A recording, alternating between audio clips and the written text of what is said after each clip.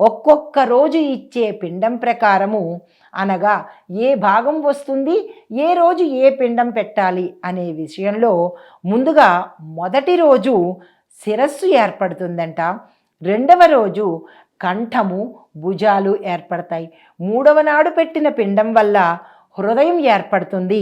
నాలుగవ నాడు పిండం పెట్టడం వల్ల పృష్ఠభాగము, అనగా ఆ జీవికి పిరుదులు ఏర్పడతాయి.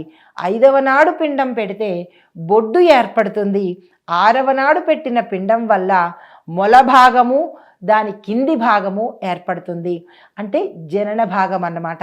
ఏడవ నాడు పిండం వల్ల తొడలు ఏర్పడతాయి.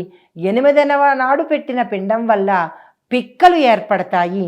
తొమ్మిదవ నాడు పెట్టిన పిండం వల్ల పాదములు ఏర్పడి, 10వ నాడు పెట్టిన పిండం వల్ల ఆకలి, దప్పు, ఆయాసాలు ఏర్పడతాయి.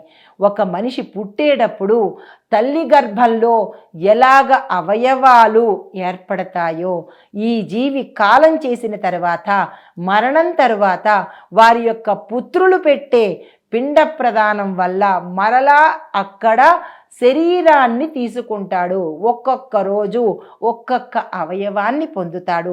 ఆ అవయవాల వల్ల బాధించబడ్డానికే ఆ అవయవాలు ఏర్పడతాయి.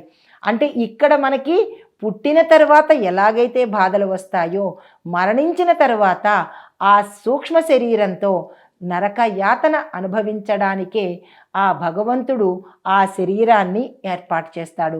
11వ నాడు పిండం వల్ల, 12వ నాటి పిండం వల్ల, అనగా 11, 12 వల్ల ఉపశమనం పొందడానికి పితృలు, అంటే వాళ్ళ యొక్క పుత్రులు కానీ కొడుకులు కానీ ఇచ్చేటటువంటి పిండాలు 1 నుంచి 10 వరకు ఈ పుత్రులు కానీ దాయాదులు కానీ ఎవరైతే అర్హులో వారు పెట్టిన పిండ ప్రదానం వల్ల శరీర భాగాలు ఏర్పడితే, 11వ రోజు 12వ రోజు పెట్టిన ఈ పిండం వల్ల ఈ యాతనలు పడ్డానికి, వీరు ఇచ్చిన పదార్థాలు భుజించడానికి అవకాశం కలుగుతుంది.